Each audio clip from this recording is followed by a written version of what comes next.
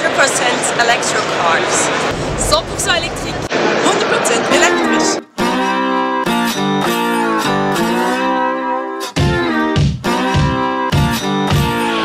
À l'aube du XXe siècle, un tiers des véhicules mis en circulation sont électriques. Mais les handicaps liés notamment à l'autonomie ont progressivement réduit la part de l'électrique face au moteur thermique.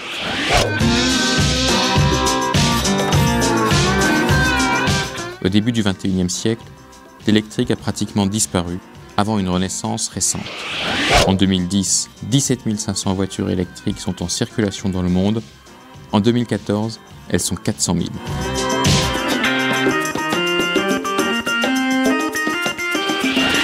De notables progrès dans le stockage de l'énergie contribuent à cette hausse, mais aussi l'arrivée de nouveaux acteurs sur ce marché, avec notamment les designs audacieux du constructeur américain Tesla ou de l'allemand Quant.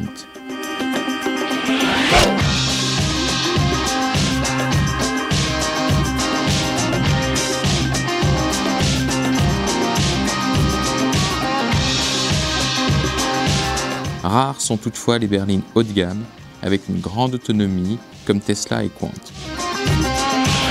Bousculés, les constructeurs traditionnels engagent la riposte en proposant des modèles exclusivement électriques ou en déclinant des modèles existants en motorisation électrique.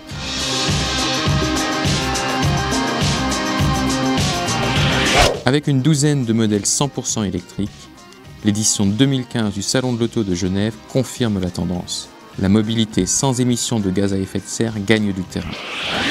La plupart des modèles sont des citadines avec une autonomie comprise entre 100 et 150 km, idéale pour des trajets urbains. Car au-delà des bénéfices en termes écologiques, les moteurs électriques présentent aussi des rendements largement plus élevés que les systèmes thermiques.